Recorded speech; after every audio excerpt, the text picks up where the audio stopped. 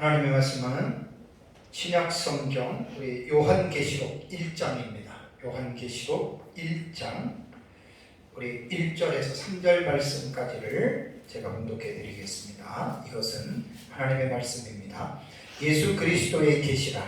이는 하나님이 그에게 주사 반드시 속히 일어날 일들을 그 종들에게 보이시려고 그의 천사를 그 종 요한에게 보내어 알게 하신 것이라. 요한은 하나님의 말씀과 예수 그리스도의 증거 곧 자기가 본 것을 다 증언하였느니라. 이 예언의 말씀을 읽는 자와 듣는 자와 그 가운데 이 기록한 것을 지키는 자는 복이 있나니 때가 가까움이라. 아멘. 네, 요한계시록을 어떻게 읽어야 하느냐. 요한계시록 독법이죠. 오전 예배까지 제가 17시간을 시리즈로 제가 이제 설교를 했습니다. 요한계시록은 난해한 책이기 때문에 이제 올바른 지식이 없이 읽으면 사실은 이해하기가 거의 힘들죠. 제가 3월 6일부터 이제 주일 오전 예배부터 이제 오늘 오전까지 17시간 동안에 요한계시록의 독법에 대해서 이제 쭉 시리즈로 사실 제가 설교를 했습니다. 사실 그 내용들은 너무나 중요한 내용이고 전천년이고 무천년이고 세대주의고 후천년을 떠나서 정말 요한계시록을 공부하기 위해서는 어떤 사람이든지 간에 그 17시간 동안 제가 설교했던 그 내용들을 꼭 참조해야 됩니다. 그래서 그러한 기본적인 지식들을 갖추고 또 그러한 기본적인 지식을 습득한 후에 이제 요한계시록을 공부를 해야 요한계시록을 통해서 잘못된 어떤 그 길로 이제 나갈 수가 이제 없다라고 하는 그러한 사실입니다. 요한계시록 오늘 1장 1절과 3절은 사실 주의 설교를 하는 것은 아닙니다. 주의 설교를 하는 것은 아니고 그냥 요한계시록의 서론 부분에서 1장 1절에는 잘 아는 대로 예수 그리스도의 계시입니다. 그런데 이 계시가 예수 그리스도에게서 나온 게 아니에요. 뭐라고 했냐면 하나님이 그에게 주셨다. 그러니까 하나님 그러면 삼위일체잖아요. 그죠? 삼위일체는 하나님은 삼 위에 위격이 있고 그렇다고 세 분이 아니라 하나님은 한 분이시다. 그래서 이 위격을 따질 때에는 하나님의 사역을 구분할 때 보통 이제 위격을 따집니다. 그래서 이제 성자 예수님이 오늘 예수 그리스도의 계시라라고 말을 하면서 이는 하나님이 그에게 주셨다라고 하는 말은 위격으로 볼 때 예수 그리스도는 2위가 되시고 성부 하나님은 제1위가 되시기 때문에 이 계시의 출처가 예수 그리스도에게서 출현한 것이 아니라 바로 성부 하나님으로부터 나와서 이것이 성자 예수님에게 주셨고 또 성자 예수님은 그 계시의 내용을 반드시 속히 일어날 일들로서 이제 1절에는 이제 말씀하고 있습니다. 그러면서 이 계시를 받는 대상이 누구냐? 그 종들에게입니다. 종들 복수죠. 그 종들에게 보이시려고 이 계시를 전해주는 이 과정은 누구를 통해서 계시를 보내주셨냐면은 바로 그의 천사를 통해서. 그러니까 계시의 수단 방법이죠. 계시의 수단은 천사들을 통해서 이 계시가 궁극적으로 주어지는 대상은 종들입니다. 그러니까 이게 복수예요. 그런데 그 대표적으로 그 종 요한 단수지요. 그러니까 사도 요한에게 이제 이렇게 알게 하셨다라는 말입니다. 그러면서 요한은 2절에 하나님의 말씀과 예수 그리스도의 증거 곧 자기가 본 것을 다 증언하였느니라.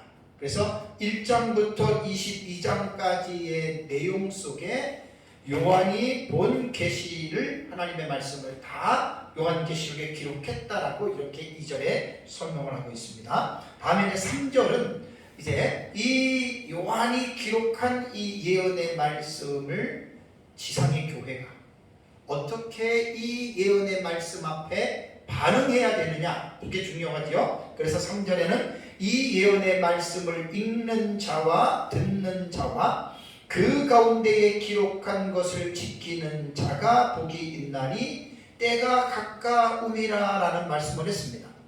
이 말씀은 제가 아주 여러 번 여러분들에게 이제 말씀을 드렸는데 1장 3절의 말씀을 가지고 이 말씀의 의미는 우리가 어떻게 이해를 해야 되냐면 이 읽는다라고 하는 말이 이 호아나기노스콘이라고 하는 이 단어는 단수입니다. 단수. 다 이제 이 동사는 읽는다, 듣는다, 지킨다가 다 동사인데 똑같이 분사형이고 현재형이고 능동태라고 그랬습니다. 주격 남성 단수입니다.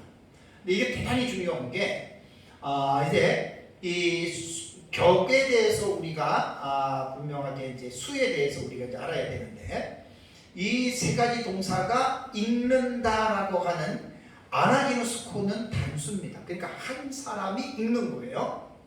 그 다음에 듣는다라고 하는 호의 아쿠온테스는 복수입니다. 그러니까 한 사람이 읽고 여러 사람이 듣는 거고, 지킨다라고 하는 말도 테인테스라고 하는 이 단어도 복수입니다. 그러니까 이 요한계시록의 지금 1장 3절의 말씀을 우리는 어떻게 이해해야 되냐면 박윤선 박사님 주석에서 잘 표현이 되어져 있습니다. 그 지안이라고 하는 학자의 그 글을 가지고 박윤선 박사님이 인용을 하셨는데 2, 3세기 교회가 성경의 어느 다른 부분보다는 계시록을 예배 때에 이렇게 단수로 읽었다라고 하는 말은 바로 사자들입니다. 교회의 사역자들이 계시록의 말씀을 읽었다라고 하는 말은 설교를 했다라고 하는 말입니다. 그리고 이제 듣는 자들은 성도들은 앉아서 설교자들이 요한계시록에 하는 이 설교를 들었다. 그러면서 초대 2, 3세기 교회는 이제 요한계시록의 말씀을 들으면서 그 당시에 환난과 핍박 가운데 있었던 교회들을 하나님께서 위로하셨다라고 이렇게 지하는 이제 말을 했다고 박윤선 박사님 주석은 이 사실을 이제 인용하고 있습니다. 여기 읽는다라고 하는 말은 이제 언어에 들어가서 이 아나기노스코라고 하는 이 단어는 무작정 뜻도 모르고 읽는다는 것을 말하는 게 아닙니다. 하긴 설교자가 뜻도 모르고 요한계시록을 설교할 수는 없죠. 어느 정도 알아야 설교할 수 있듯이 아나기노스코라고 하는 이 단어의 의미를 들어가면 뜻을 알고 읽는다라고 하는 이 부분을 우리는 관심을 가져야 되고, 듣는 자라고 하는 호이아쿠 테스도 마찬가지입니다. 뜻도 모르고 듣는 것이 아니라 들으면서 그 의미를 깨닫는 자를 말을 합니다. 그러니까 알고 듣는 그것을 말을 하고, 지킨다라고 하는 것도 마찬가지죠. 이것의 의미를 알고서 이 사실을 지키는 자가 바로 복이 있다라고 하는 이 사실을 이제 기억을 해야 됩니다. 그러니까 지킨다라고 하는 말은 읽는 사람, 그러니까 사역자든지 성도든지 똑같이 그냥 이 말씀만을 알고 듣고 지식으로 끝나는 것이 아니라 이 말씀을 지킬 때에 다 복이 있다라고 하는 이 사실을 여러분들이 꼭 기억을 해야 됩니다. 자, 그래서 요한계시록은 분명히 성경에서 말씀하기를 계시록 20장에서도 제가 22장에서도 지난번에 여러분들에게 말씀을 드릴 때 22장 10절에 또 내게 말하되 이 두루마리 예언의 말씀을 임봉하지 말아라. 그러니까 감춰두지 말라는 거예요. 요한계시록은 오픈된 책입니다. 그러니까 모든 그리스도인들에게 이게 다 공개된 책이거든요. 그러니까 이것을 봉인하지 말라, 읽지 못하게 하거나 그렇게 하지 말라는 거죠. 그런데 이제 제가 이 부분에 대해서는 이 본문을 설교할 때 여러분들에게 말씀을 드렸습니다. 요한계시록은 자의반, 타의반, 임봉이 되어졌다 말씀을 드렸죠. 그러니까 자의반이라고 하는 말은 내용이 어렵기 때문에 개인적으로도 이게 뜻하지 않게 임봉했다라고 하는 말입니다. 모르니까 읽어봐도 무슨 뜻인지 모르니까 그게 이제 자의반 이게 임봉이 됐다라고 하는 말이고, 타의반이라고 하는 말은 교회에서 말씀을 가르치는 사역자들이 요한계시록이 너무 어려우니까 본인이 이해하지 못하는 걸 가르칠 수가 없잖아요. 그래서 이제 성도들이 목사님 요한계시록 좀 가르쳐 주세요. 그러면 이제 목회자 입장에서 제가 모릅니다. 이러면 사실 이제 성도들도 이해가 되는데 뭐 성도들에게 그렇게 말하면 목사가 조금 체면이 안 쓰잖아요. 그러니까 이제 이 성경 요한계시록은 위험하니까 잘못 해석하면 큰일 난다. 그러면서 이제 장로교 목사들은 칼빈같이 유명한 이러한 주경학자들도 요한계시록에 대해서는 주석을 쓰지 않았느냐. 그게 타입한 인복을 시키는 거예요.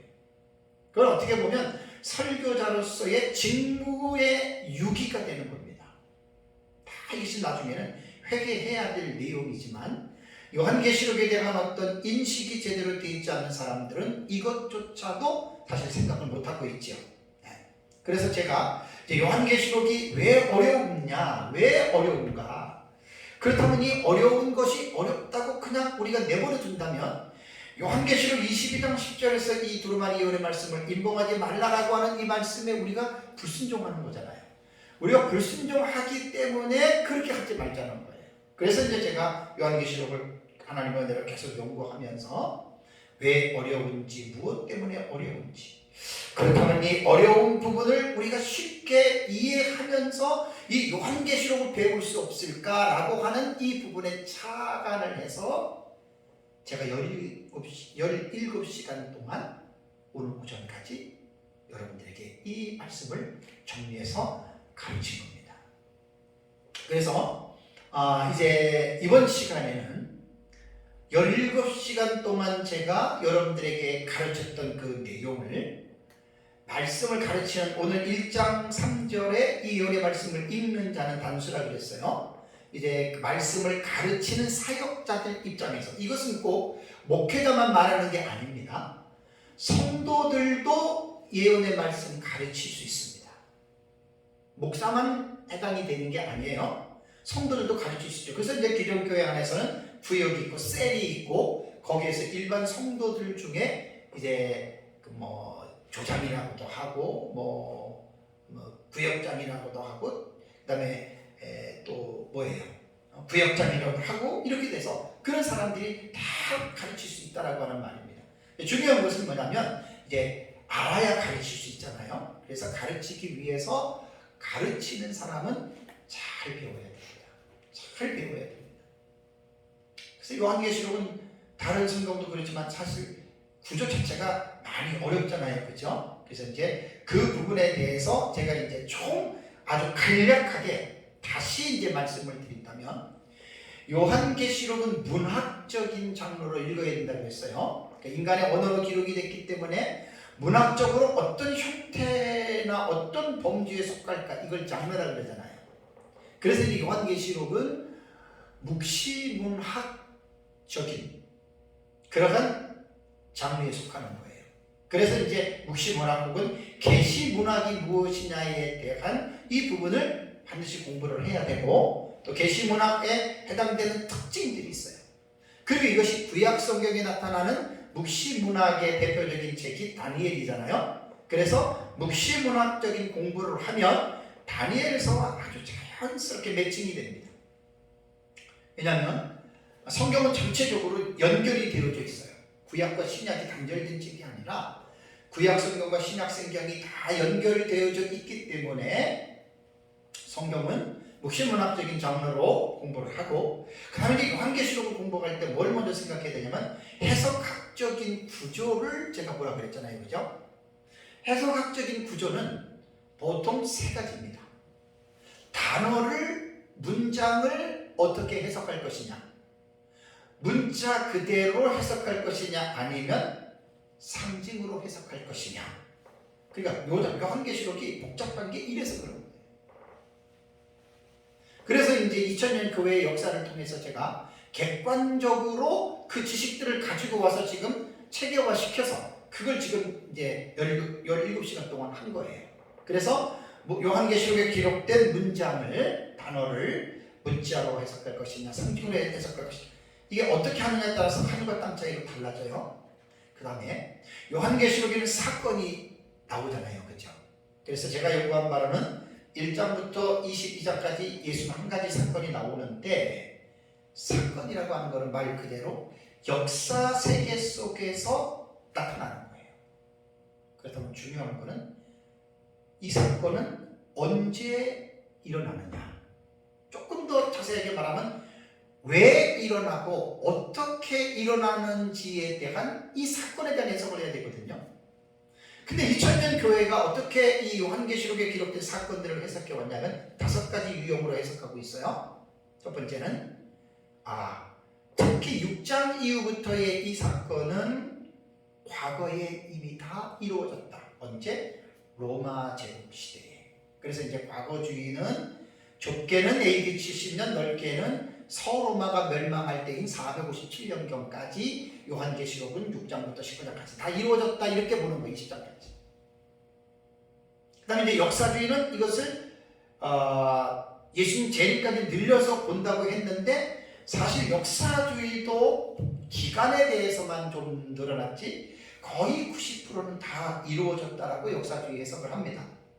그 다음에 이제 이상주의는 이 요한계시록에 기록된 문장을 사건으로 보지 않고 상징으로 본다 그랬어요. 사건 자체도 단회적으로 일어나는 사건이 아니라 그 사건을 근거로 이제 교회사 전 시대의 그러한 사건들이 거듭 반복된다. 이게 이제 이상주의 해석인데 무천년의 해석이 여기에 속합니다. 전혀 전천년하고는 맞지를 않아요. 정반대적인 현상이에요.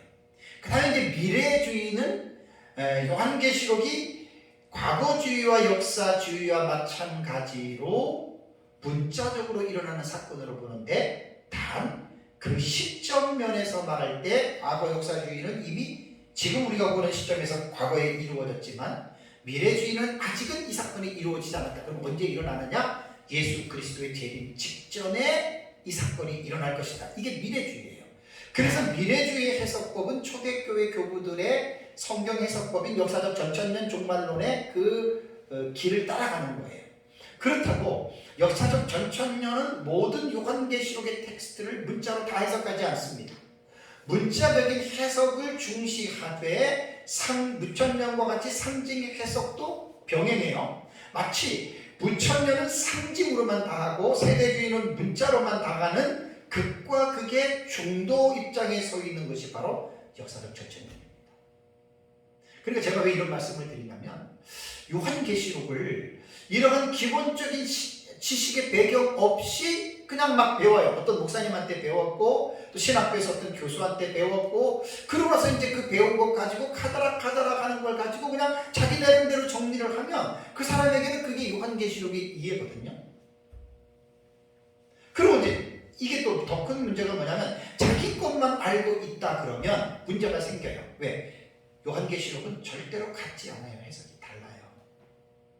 그러면 다름이라고 하는 환경을 딱 들어가게 되면 고집이 세거나 잘못된 사람들은 자기와 다르기 때문에 나는 맞고 너는 틀리다 이렇게 말하는 사람들이 있다는 말이에요. 그건 다 잘못돼요. 그렇게 말하면 안 돼요. 그러니까 사건만 하더라도 이렇게 또 미래주의 해석만 있습니까? 5번째는 절충주의, 종합적인 방식이라고 해서 이제는 거의 요즘의 모든 세계적인 주경학자들이 요한계시록을 어느 특정한 하나의 틀에 박혀서 해석을 안 하고요. 무천년이건 전천년이건 세대니까 거의 다 종합적 해석법을 합니다. 절충주의. 그래서 과거, 미래, 역사, 이상주의의 중요한 부분들, 장점들을 뽑아서 그냥 종합적으로 해석하는 것이 오늘날 어떤 요한계시록에 해석하는 이 해석법들입니다. 이건 이제 다 모든 해석법들이 장단점이 있다고 말씀을 했습니다. 그렇다면 이 성경 해석학적인 구조, 요 사건에만 해석만 한다고 다 되느냐? 단락의 해석법이 있다 그랬죠? 단락의 해석법도 5가지 유형이 있어요. 이건 훨씬 더 많아요. 훨씬 더 많지만 대체적으로 5가지인데 점진적 해석법. 요한계시록 6장부터 기록된 대로 사건이 일어난다. 이게 점진적 해석법이고, 두 번째는 반복적 해석법.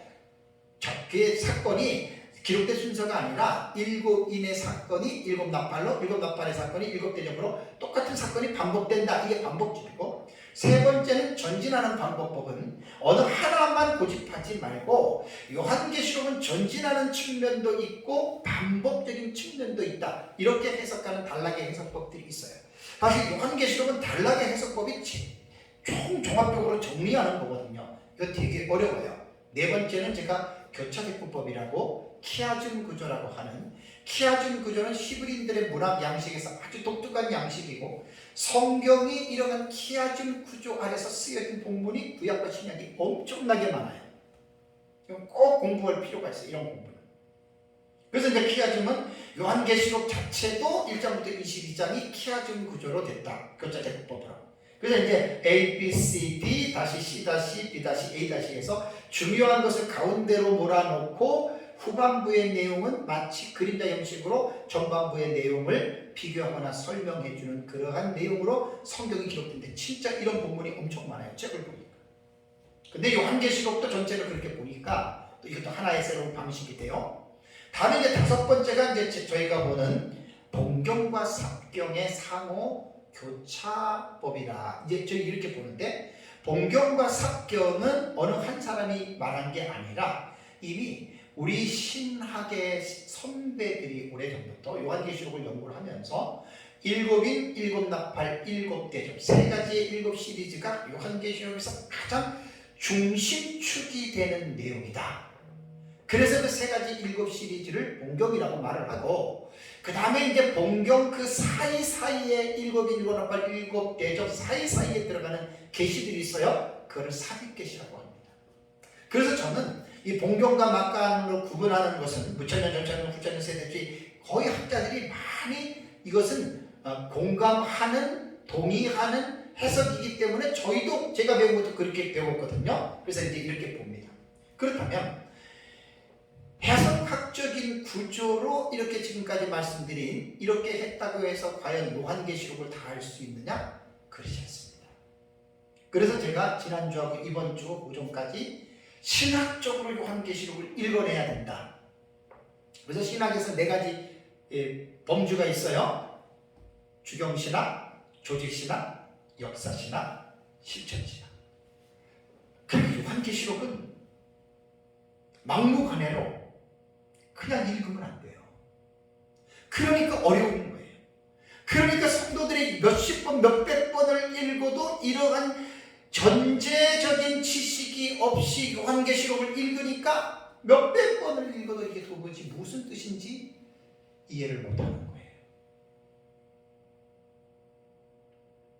그래서 이제 제가 이 부분에 대해서 오늘 오전까지 17시간에 걸쳐서 2달이 넘었잖아요. 17시간에 걸쳐서 이제 요한계시록은 이렇게 먼저 공부를 해야 된다는 거예요. 그리고 이러한 기본적인 지식을 기반으로 해서 이제 요한계시록을 공부를 하시라는 얘기예요.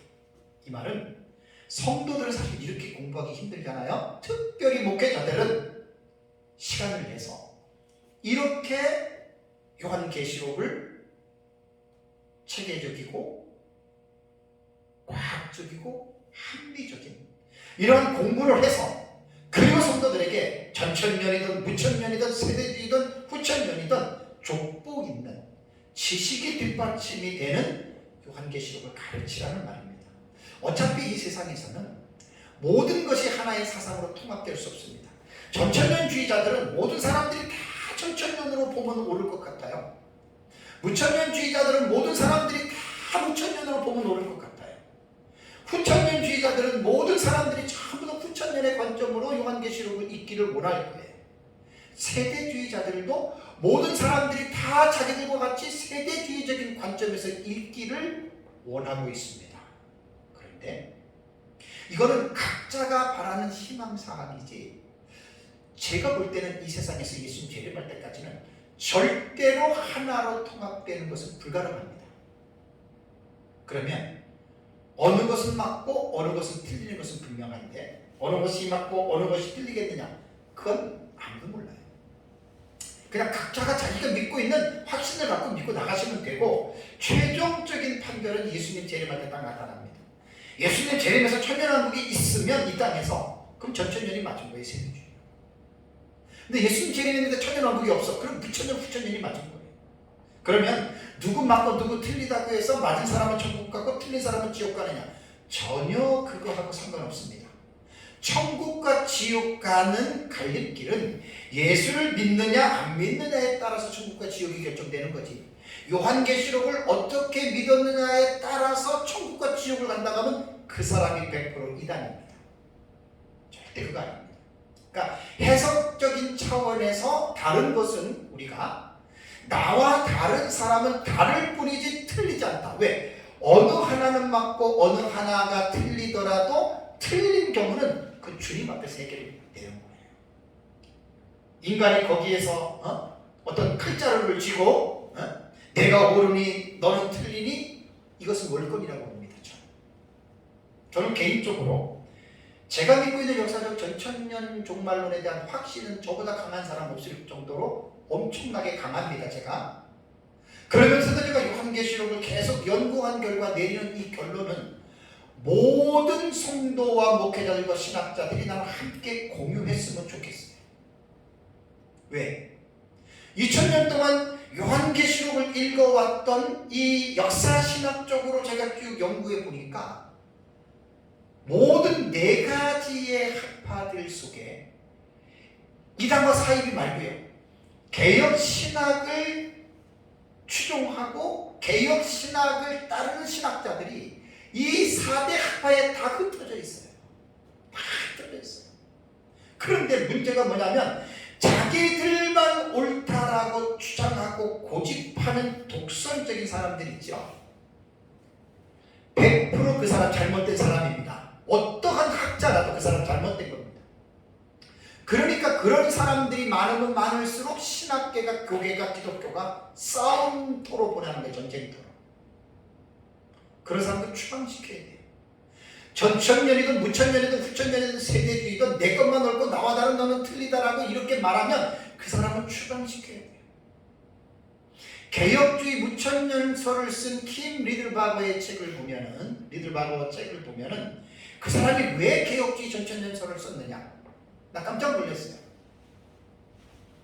세대주의 신학자 할린제이가 무천년설은 이단적이고 잘못된 거라고 공격을 하니까 킴 리들바거라고 하는 이 목회자가 신학자이기도 한데 이 사람이 그 책을 써낸 거예요. 개혁주의 무천년설이라고 하는 책.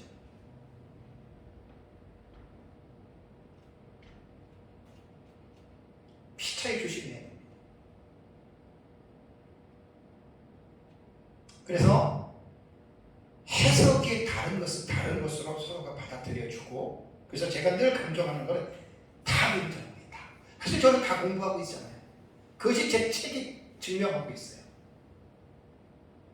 71회의 계시와 요한계시록 주의 책이 제가 다 객관적으로 어떤 하나의 테마가 나오면 거의 다 제가 가지고 제 책에다가 담아놨잖아요. 누군 이렇게 보고 누군 이렇게 보고 부천년 이렇게 보고 전천 이렇게 보고 세대도 이렇게 보고 후천년 이렇게 보고 이제 그런 부분들을 이제 나름대로 제가 이제 정리를 해놨기 때문에 더 이상 이제 이 요한계시록에 들어와서 해석이 다른 부분에 있어서는 피차에 내 것만 옳다고 하지 말고 나와 다른 상대방의 해석도 존중해주는 넓은 마음과 너그러운 마음을 갖지 않으면 그 사람은 하나님 앞에 정말로 잘못된 사람입니다. 전천년이건 무천년이건 세대주의건 후천년이건 간에 100% 그 사람 잘못된 겁니다. 그 사람은 아주 영적으로 교만하거나 아니면 자기 것만 주장하거나 아니면 인격적인 심각한 장애가 있는 사람들이 하는 일들입니다. 제가 이제 종말론 한 10여 년 연구를 하면서 역사적 전천년으로 제가 10여 년 가까이 연구를 하면서 저도 한 2년 정도, 3년 정도까지는 역사적 전천년에 대한 이 사상만 옳다고 많이 저도 주장하고 상대방을 저도 비난하고 정죄했습니다. 사실 조금 더 연구하다 보니까 그렇게 하는 것이 그 사람 잘못된 걸 깨달은 거예요. 그러고 나서는 제가 우리 에스라에서도 요한계시록을 강의할 때 이 얘기를 계속해서 지금도 반복합니다. 이번 시간에는 제가 제목을 목회론적으로 읽기라고 이렇게 말을 했습니다. 이거는 사실 제가 3월 달에 제가 요한계시록 독법에 설교할 때 했던 내용들이에요. 그 내용들을 다시 한번 간략하게 정리를 하려고 합니다. 왜냐하면 너무나 중요하기 때문에 그래요. 그때 3월 초반경에 여러분들에게 했을 때는 그때는 이제 요한계시록 독법을 시작하는 차원이었기 때문에 그때 들었던 사람들은 전체적인 지식이 없이 들었을 때이고, 지금 제가 그 내용을 다시 리바이벌 하는 거는 17시간이라고 하는 긴 시간 동안을 요한계시록의 독법에 대해서 지금 설교를 들었잖아요. 그러니까 요한계시록의 독법이라고 하는 이 17시간을 듣고 나서 이제 다시 들으면 그때보다는 좀 더 분명하게 여러분들이 공감하고 이해할 수가 있을 것입니다. 그래서 제가 목회론적인 읽기라고 하는 이 제목을 붙인 것은, 목회라고 하는 것은 목사가 하나님의 백성들이 성도들을 양육하는 거예요. 양을 기르듯이. 그게 목회거든요. 그러면 이제 목회론적인 읽기라고 하는 말은 뭐냐면 이렇습니다. 요한계시록을 어쨌든 목회자가 설교를 할 거 아니에요. 성경을 가르칠 거 아니에요. 그렇다면 그 목사가 어떻게 요한계시록을 배웠느냐예요. 쉽게 말하면 어떻게 읽었느냐. 묵시문학 장르로 어떻게 읽었고, 요한계시록에 나타나는 문장을 단어로 읽었느냐, 상징으로 읽었느냐, 아니면 사건으로 나올 때 아까 말씀드린 대로 과거적으로 알고 있느냐, 역사주의로 알고 있느냐, 이상주의로 알고 있느냐, 미래주의로 알고 있느냐, 아니면 종합주의로 알고 있느냐. 그 다음에 요한계시록을 신학적으로, 주경신학적으로 어떻게 1장부터 22장까지를 연구를 했고, 그 안에 나타나는 조직신학적으로 정리가 됐고, 또 역사신학적으로나 이 실천신학은 오전 예배 때 말씀을 드렸잖아요. 실천신학은 이제 목회하는 현장 속에서 이제 그 앞에서 말한 3대 신학의 카테고리 외에 목회에 필요한 여러 학문들, 자연과학이라든가 우주, 천체, 그 다음에 이제 군사, 경제, 이런 것들, 다 이런 부분들에 대해서 이제 공부를 하고 나서, 이렇게 말하면 사실 저도 그렇고 주눅 들어요. 목회자들이 이렇게 공부를 해가지고 요한계시록 배운 사람, 가르치는 사람이 누가 있어요, 지금 솔직하게. 저도 이렇게 처음 배울 때 안 배웠어요. 연구하면서 제가 이제 이것을 도출해내서 이렇게 가르치더라고 제가 지금 소리를 지르는 거예요. 그러니까 이렇게 연구한 사람은 학자들 외에는 없어요. 거의 목회자들은 없어요. 제가 없다고 나무라는 게 아니에요. 자, 그렇다면 어떻든지 간에 그 목회자가 이제 계시록을 공부를 했어요. 깨달았어요. 많이 하다 어쨌든 깨달았어요. 그러면 교회에서 강단에서 저처럼 설교할 때, 아니면 성경 공부를 할 때 자기가 읽은 대로 가르친다, 그 말이에요. 그죠? 제 말은 맞죠? 내가 전천년으로 해서 전천년 가르치고, 세대주면 세대주로 가르치고, 무천년이면 무천년으로 가르쳐요. 내가 전천년이면서 무천년으로 가르친다? 그건 어불성설이지. 말이 안 되잖아요. 목회론적인 읽기는 말씀을 가르치는 설교자가, 목회자가 어떻게 요한계시록을 읽었느냐에 따라서 그것을 목회의 현장에서 성도들에게 설교나 교육을 통해서 가르치는 것을 제가 목회론적인 읽기로 제가 명명한 거예요. 책에 좀 더 자세하게 제가 이제 이 사실을 쓸 겁니다.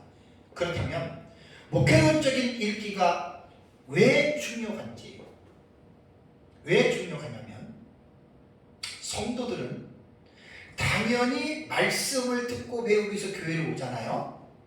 그래서 목사가 가르치는 대로 설교를 듣고 성경을 공부하지요. 그러면서 그 가르치는 대로 인식을 하는 거예요. 그러니까 요한계시록을 설교자가 역사적 전천년으로 읽었다면 자기가 읽은 방식대로 가르칠 거 아닙니까?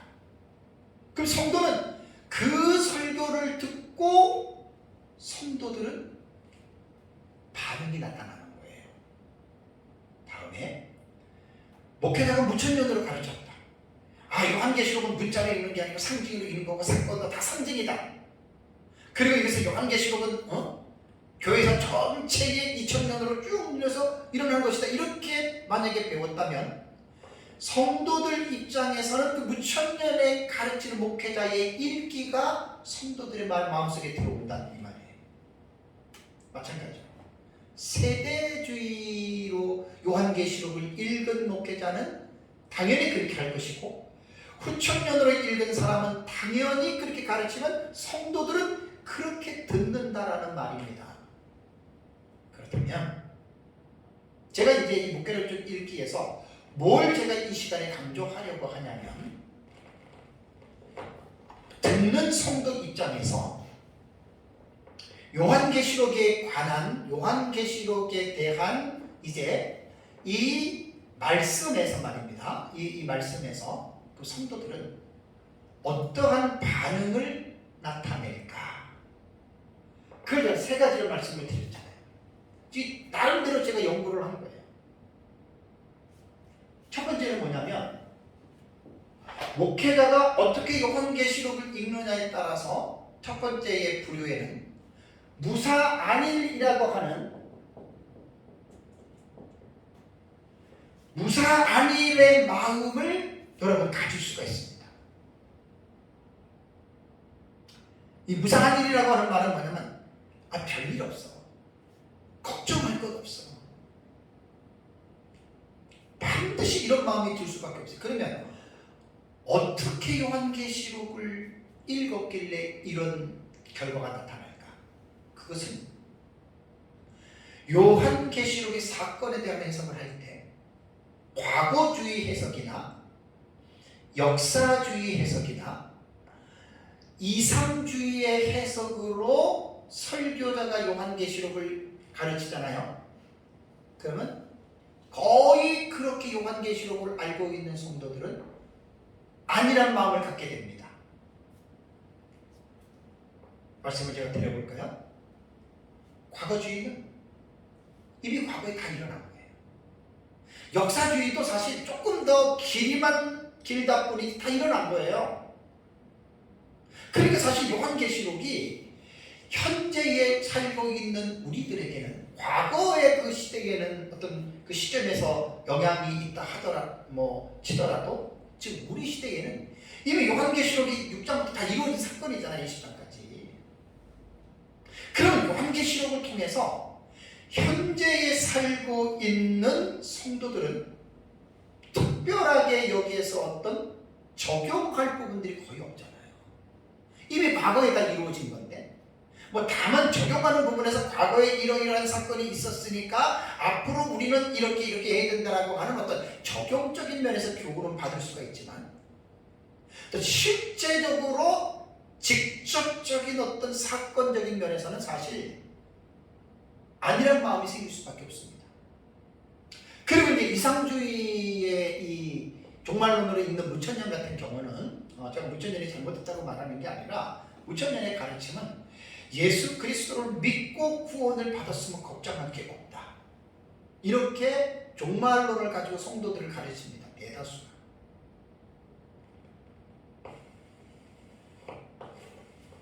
마지막 때에 대환란이 있던 어떤 일이 있더라도 다 예수님 믿고 구원받은 우리는 하나님이 다 지켜줄 것이고, 하나님이 다 우리를 이제 아무 일 없이 우리를 승리하게 하실 것이다. 그러니까 우리는 예수 그리스도만 바라보고 믿음으로 서 있으면 우리는 걱정할 것 없이 우리는 승리할 수 있다라고 가르치는 것이, 이게 이상주의와 과거주의와 역사주의로서 요한계시록을 가르칠 때 그 가르침을 듣는 성도들에게 나타나는 반응입니다.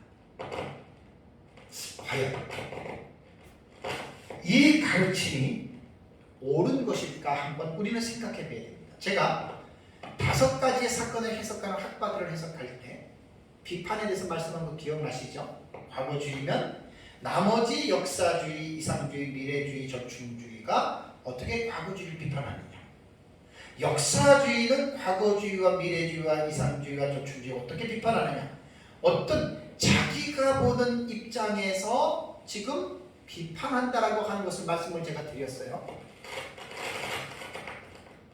그러니까 저는 이 안일한 마음과 자세를 가지고 있는 어떤 이 부분에 대해서 제 나름대로 제가 질문도 하고 제 나름대로 한번 비판을 해보는 거예요. 과연 이것이 맞느냐? 우리가 이제 예수님을 믿고 구원을 받은 사람들에게 말을 할 때는 구원은 인간의 자유의지가 1도 필요 없습니다. 왜냐하면 허물과 죄로 죽었기 때문에 인간은 죽은 존재이기 때문에 스스로 자력으로 어떤 것으로도 인간은 구원해 주세요라든가 뭐 이렇게 할 수가 없는 존재입니다. 왜? 허물과 죄로 죽었던 존재이기 때문에. 그러니까 구원받는 데 있어서는 자유의지가 필요 없어요. 전부 다 우리는 내 마음대로 내 멋대로 살다가 그냥 죽으면 지옥 가는 존재들인데, 이러한 우리들을 하나님이 구원하실 때에는 인간의 자유의지 책임 하나도 없습니다. 그냥 우리를 하나님의 은혜로 성령이 들어오시고 성령이 믿음을 주시고 또 그 구원의 9가지 서정이 있잖아요. 소명, 외적인 소명, 내적인 소명, 그 다음에 중생, 회개, 믿음, 그 다음에 칭의, 양자, 그 다음에 칭의, 그 다음에 성화, 그 다음에 견인, 그 다음에 영화. 구원의 9가지 순서에 대해서 말씀을 드렸잖아요. 그러니까 이것은 인간의 어떤 내가 구원을 거부할 수도 있고 그게 사실 없는 거예요. 우리 개혁 신학에 있어서 구원론의 서정은 그렇습니다. 그러니까 자유의지가 전혀 필요 없어요. 알미니안주의나 행위공 구원을 말하는 사람들은 인간의 어떤 자유의지를 놓는데, 우리는 구원에 있어서만큼은 인간은 자유의지가 0%입니다. 그런데 문제가 뭐냐? 구원을 받았어요.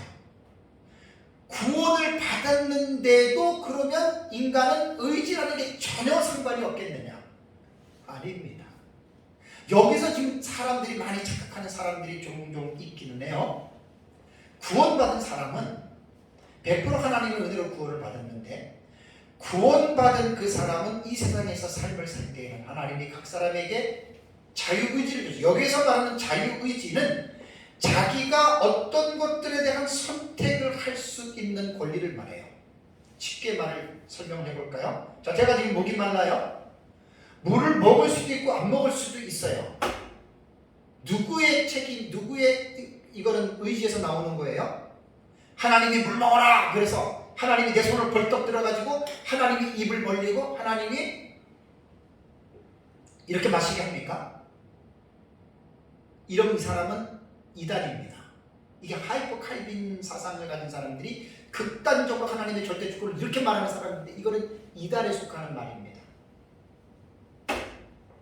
구원받은 사람은, 하나님의 자녀가 된 사람들은 모든 행동에 있어서 자기 스스로가 그 의지적인 면을 결정하고 선택하고 결정하고 행할 수 있는 책임감을 하나님이 부여하셨어요. 이것은 꼭 구원에만 해당이 되는 것이 아니라 하나님을 믿지 않는 사람들에게조차도, 그러니까 거듭나지 아니한 사람들에게조차도 하나님은 모든 사람들에게 각자의 행위에 대한 책임감을 하나님이 부여하셨다, 이렇게 보셔야 돼요.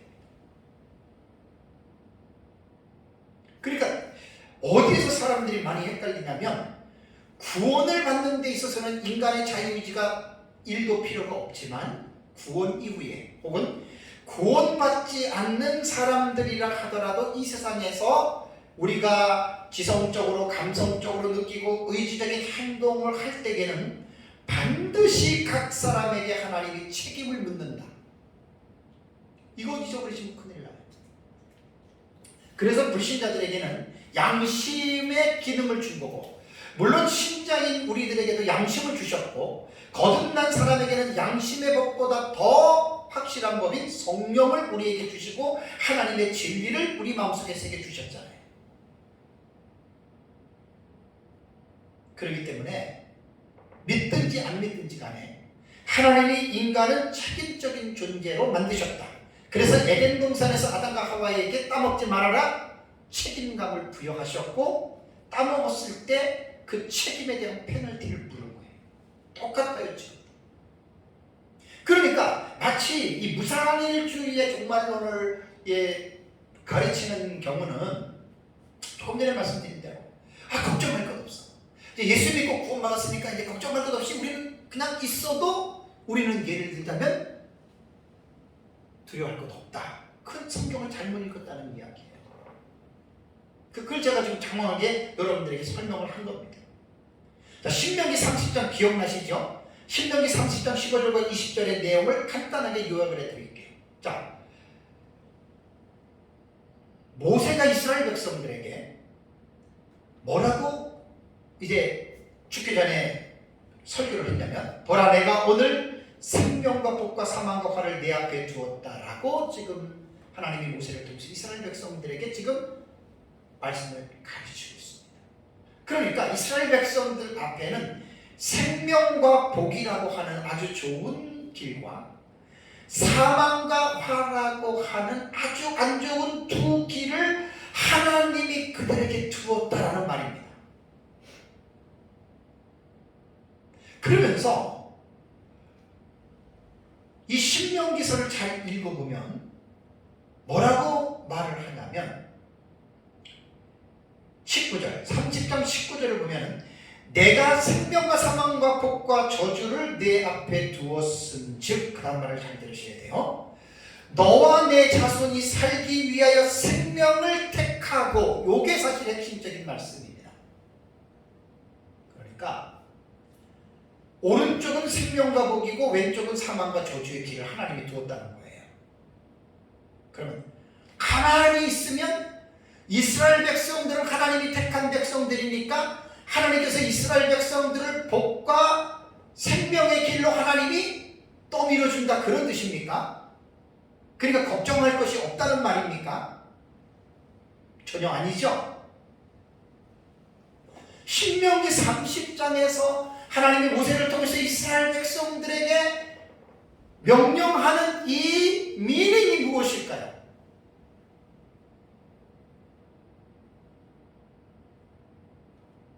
두 가지 길을 너희들이 선택하는 거예요. 간단해요. 하나님의 율법을 순종하면 복과 사망의 길로 복을 받고 산다는 거예요. 그러나 율법을 불순종하면은 사망과 저주의 길로 들어가는 거예요. 물론 이 부분이 구원론적으로 우리가 이 본문을 접근하거나 어프로치하면 안 돼요. 왜냐하면 구원은 율법을 지켜서 구원받고 율법을 어겨서 지옥 가는 거 아니에요. 예수 그리스도를 믿음으로 구원받고 예수 그리스도를 믿지 않음으로 지옥 가는 거지. 율법을 행함으로 천국 가고 율법을 지키지 않았다고 지옥 간다, 그러면 그 사람은 잘못된 거예요.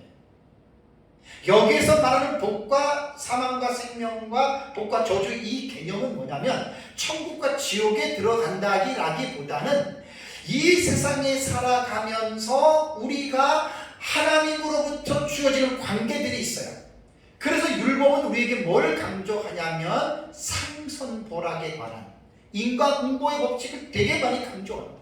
그러니까 이것을 구원론적으로 해석하지 말고 구원받은 사람들이 이 세상에서 살아갈 때 삶의 기준과 삶에 대한 그 길이 인간적인 내 마음대로 내 고집대로 내 뜻대로 사는 것이 아니라 하나님이 우리에게 주신 율법의 규례가 있어요.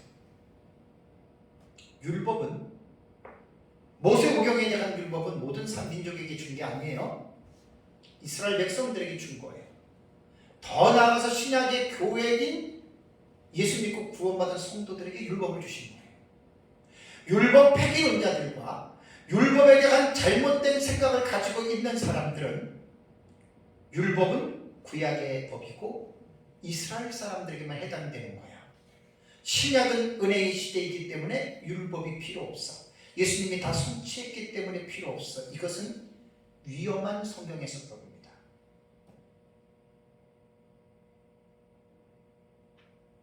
바울이 말한 대로 율법은 선하고 의롭습니다. 율법의 기능이 있고 율법의 목적이 있어요. 그래서 이제 저는 종교개혁자들이 말한, 칼빈이 말한, 루터가 말한 율법의 제1용도와 제2용도와 제3용도에 대해서 제가 3년 전인가 10개년 그때 설교할 때 여러분들에게 말씀드렸어요. 율법을 잘 이해하고 있어요.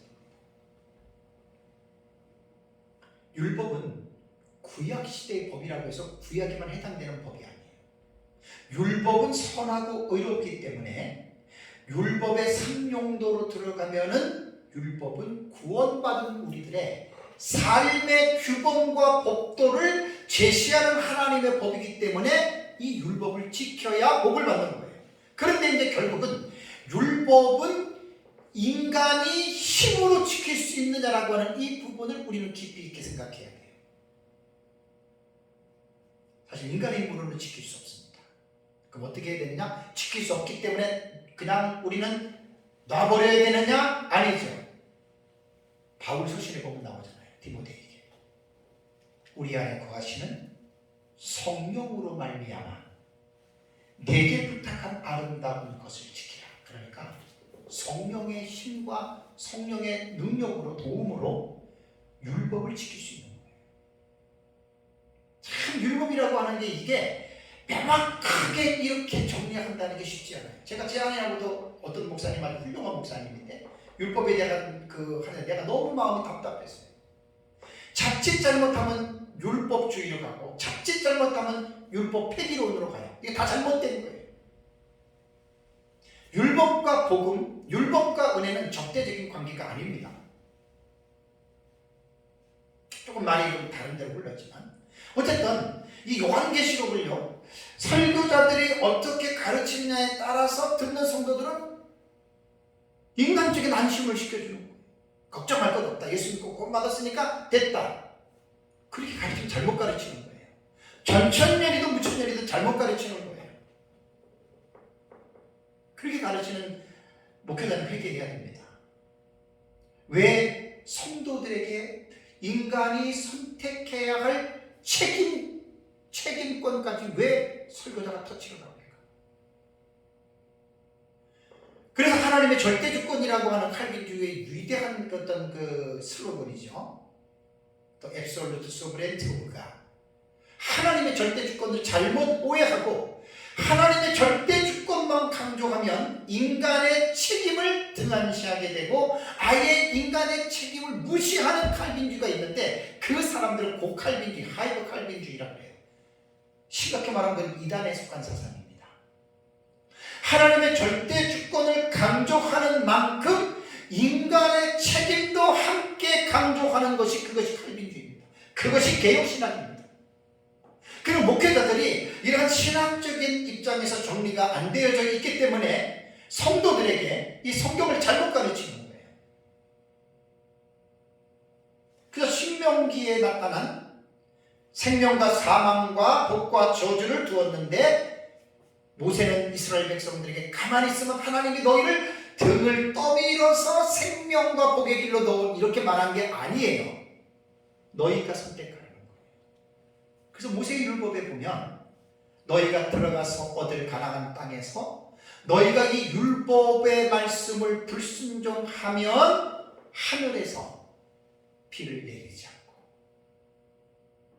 너희가 지금까지 없었던 전염병에 걸리고 그리고 너희가 전쟁을 통해서 나라가 망할 것이다. 이게 율법에 있잖아요. 그리고 이런 것들은 아까도 말씀드린 대로 구원론으로 들어가면 안 돼요. 율법을 지켜서 구원받고 지키지 않아서 지옥 간다. 그거는 잘못된 사람이에요. 그 율법주의고 그런 뜻이 아니에요. 그런 구원이 아니라 구원받은 사람이 율법의 3용도, 칼빈 같은 경우 율법의 3용도로 구분했는데 참 잘 구분을 했어요. 칼빈 그때 제가 칼빈하고 찌빙글리하고 루터의 그 율법의 1, 2, 3용도 말씀을 드렸잖아요. 자, 중요합니다. 그래서 요한계시록에 기록된 사건을 해석할 때 과거주의와 역사주의와 이상주의는 듣는 성도들 입장에서는 무사 아니란 마음을 가질 수밖에 없다는 거죠. 다음에 두 번째는 요한계시록을 어떻게 설교자가 읽고 가르치냐에 따라서 불안과 공포의 마음을 가지게 됩니다. 그렇다면 이 불안과 공포의 마음을 가지게 하는 이 해석법은 어떤 해석법이라고 그랬어요? 5가지 해석법 중에 미래적 해석법이에요. 미래적 해석법은 요한계시록 6장 이후에 일어나는 사건을 예수님 재림 직전으로 일어나는 미래를 보거든요. 근데 이 미래적 해석법이 너무나 다양하고 너무나 넓어요. 그래서 제가 5시간을 했어요. 5시간. 엄청나게 많은 시간을 미래적 해석법에 시간을 드렸습니다. 그래서 미래적 해석법은 온건주의파가 있고 극단파가 있다고 그랬잖아요. 온건주의파가 역사적 전천년이고 극단파가 세대주의입니다.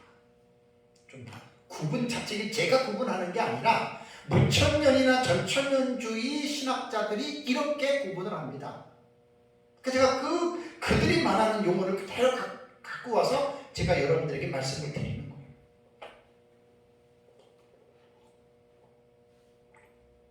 이거 좀 목마라서 제가 물 먹는 것도 하나님이 야, 너 목마르니까 물 먹으라 해서 물 마시는 거 아니에요. 제가 스스로 선택해서 마시는 거예요. 신비주의자들 같은 경우는 맨날 하나님의 음성 듣고 말씀 듣고 한다고 하는데 그거 다 웃긴 사람들이에요. 그러니까 이 불안과 공포의 마음은 특히 세대주의도 전에도 말씀드렸지만 3단계로 점프를 했기 때문에 어느 시대의 세대주의냐에 따라서 비판을 해야 됩니다. 그래서 세대주의 비판하는 사람들은 저도 그렇고 조심해야 됩니다. 고전적이냐, 개정세대주의냐, 점진적 세대주의냐. 1970, 80년에 최종적으로 개정된 세대주의가 점진적 세대주의거든요. 그 점진적 세대주의는 거의 많은 세대주의의 어려운 잘못된 문제점들을 많이 개선했다 그래요. 그래서 세대주의를 비판할 때는 모두가 다 신중해야 됩니다. 무조건 옛날 것 가지고 그냥 막 두드러뜨리면 안 돼요. 학자들은 진짜 조심해야 됩니다. 근데 이게 불안과 공포의 마음을 가지는 것들은 대체적으로 이 세대주의의 해석법을 가지고 미래주의인데 전천년과는 차이가 있어요. 달라요. 왜냐하면 세대주의는 전천년주의에서 분화가 됐다 그랬죠. 그러니까 전천년과 같은 것도 많고 비슷한 것도 많고 틀린 것도 많아요. 이건 누군가가 명확하게 정리를 해야 되는데 웬만한 책에는 잘못된 걸 얘기를 했지만 제가 볼 때는 불명확한 것이 너무 많아요. 이번에 제가 쓰는 책에는 될 수 있는 대로 저도 이 부분을 좀 신경을 써서 제가 좀 집어넣으려고 그래요. 그러니까 이 불안과 공포의 마음을 갖는 것은 뭐냐면 어쨌든 과거주의나 역사주의나 이상주의는 특별히 이런 마음을 가질 필요가 없잖아요. 이게 다 이루어진 건데. 근데 미래에는 앞으로 일어날 일인데 이것이 이제 계시록의 텍스트의 본문을 잘못 해석을 해요. 그래가지고 엉뚱하게 말을 해서 앞으로 이런 일이 일어날 것인데 그 본문을 가지고 잘못 오도해서 이제 무섭고 공포스러운 해석을 한다는 말입니다. 그러니까 대체적으로 세대주의 종말론에 빠져있는 사람들 그리고 세대주의 종말론의 신학의 잘못된 틀을 가지고 변형된 것들이 시한부 종말론자들과 사이비 이단 종말론의 신학들이에요. 그러한 사람들의 이 요한계시록의 설교를 읽는 것을 들어보면 두렵습니다. 공포스럽습니다.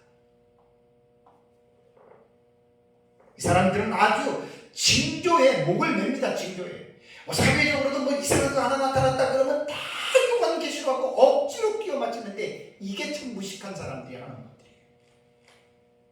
3, 40년 전에 바코드 나올 때 7, 8년 전에 오바마 케어 베리치 그 다음에 3년 전에 나온 백신 전부 다 세대주의 극단적 세대주의자들은 이거를 666과 인벌브를 시켰어요. 그러니까 이런 걸 들으면 이런 설교를 들으면 성도들은 불안하고 공포에 빠져요. 잘못된 거예요. 마지막 3번째는 긴장감을 가지고 살 수 있도록 만드는 계시록 해석법이 있어요. 그러니까 마땅히 해야 할 일을 하지 않고 편안함만 강조하는 무사한 일 함도 아니고 불안과 공포심도 아닌 정말 성도들로 하여금 정말 정신 차려서 내가 예수님의 재림을 기다리면서 참 늘 깨어서 내가 거룩한 삶을 살아야 되겠다고 이렇게 가르치는 방식이 있다는 거예요. 자신 있고 확실하게 주장하는 것은 초대 교부들이 요한계시록을 읽어왔던 역사적 전천년 방식임을 저는 확신합니다. 안타깝게도 역사적 전천년 안에 너무나 광범위해요. 너무나 넓어요. 너무 혼란스러워요. 역사적 전천년. 도대체 역사적 전천년은 정체성이 뭐냐? 그럼 역사적 전천년은 도대체 누구한테 배워야 되느냐? 이게 사실은 제일 중요한 문제예요.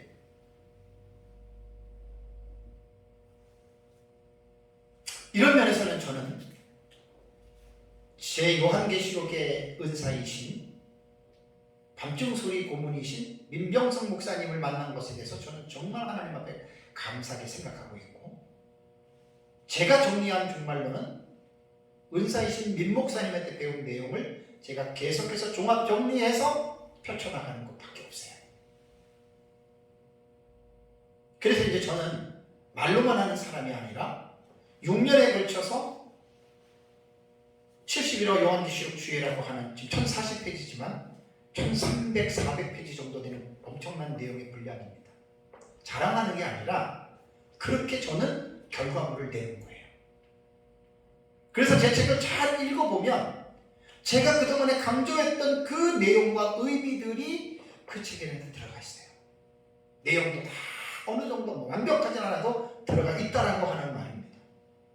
그래서 요한계시록을 제대로 공부하면 긴장감이 생겨져요. 두려움과 공포도 아니고 무상한 일도 아닌 중간에서 긴장감. 이것은 이제 조지 레드 박사가 하나님 나라 책에서 강조했던 거죠.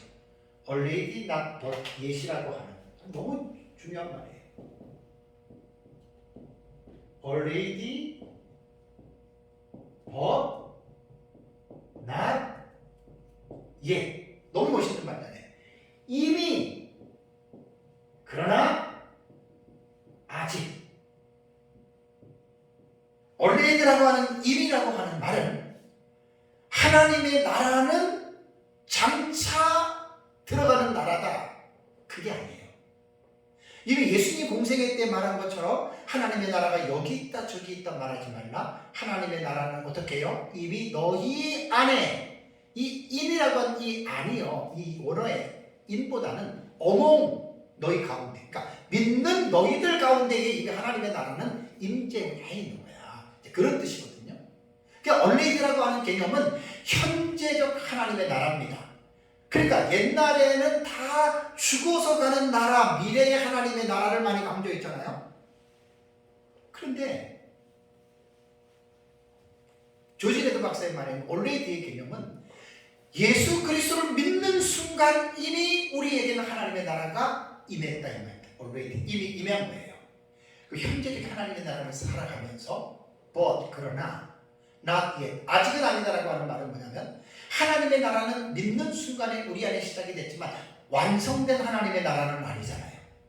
그래서 not yet이에요. 아직은 아니라 완성된 하나님의 나라는 예수 그리스도의 재림과 천년 왕국을 통해서 이루어지는 것이 하나님의 나라 완성이에요. 그러니까 이 종말에 대한 개념은 뭐냐면 하나님의 나라가 완성의 차원이 이게 종말로 보는 거예요. 그래서 아직은 이루어지지 않는, 그러니까 뭐죠? already not yet 이미와 아직의 between 사이에서 우리는 살아가는 거예요. 신학시대 성도들은. 그럼 어떻게 살아야 하느냐? 긴장을 갖고 살아가라는 거예요. 이게 역사적 전천년 신학의 종말론에서 가르치는 가장 중요한 장점입니다. 이게 가장 중요한 장점이에요. 그래서 이 요한계시록을 6장부터 19장까지 제가 44가지 사건 나온다 그랬잖아요. 이 44가지의 사건이 예수 그리스도의 재림 직전에 나타나는 7년 안에 기가 막히게 연대기적으로 구분을 하면 제가 만든 정리한 종합 도표가 바로 그 한눈에 보는 계시록 도표입니다. 그 책을 이번에 쓰는 겁니다. 설교 내용이 그거 다 들어갑니다. 사랑하는 성도 여러분, 요한계시록은 어렵습니다. 난해합니다. 그럴 수밖에 없는 특성을 가진 책이죠. 그렇기 때문에 기본적으로 알아야 할 지식은 무시하고 절대로 배울 수 없습니다.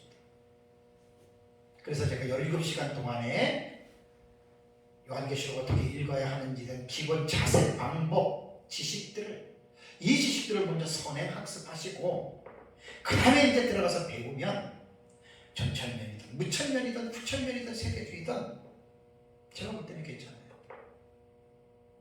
이게 2000년 동안에 기독교회가 이렇게 흘러온 거예요. 뭐 여기서 갑자기 뭐 내가 뭐 내 걸로만 다 천하통일을 시키겠다. 그건 자만과 오만과 교만입니다. 그럴 수 없습니다.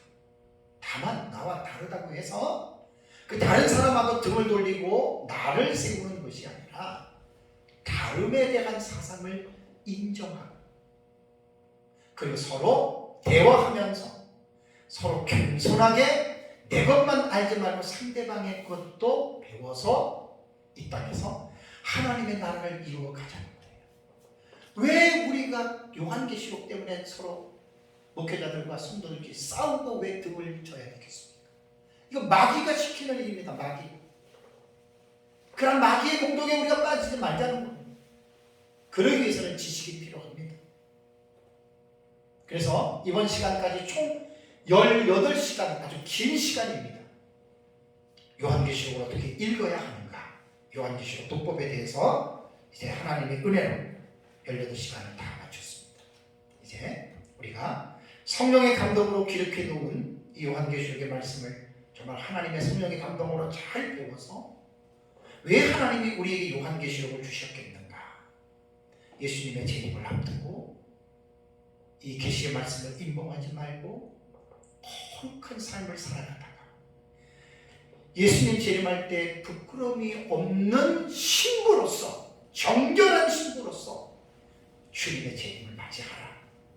그러기 위해서 이 세상에서 이 세상의 물질과 정욕과 쾌락의 이 세상의 그 물결에 빠지지 말고 하나님의 자녀로서 성경의 감동으로 기록해 놓으신 66권의 이 계시의 말씀, 율법이라고 해도 틀리지 않아요.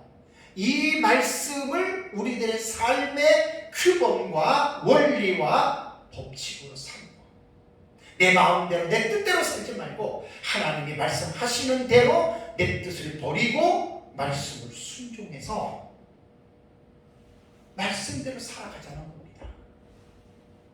이렇게 살아가다 보면 예수님 재림하면 그 사람이 가장 복된 사람입니다.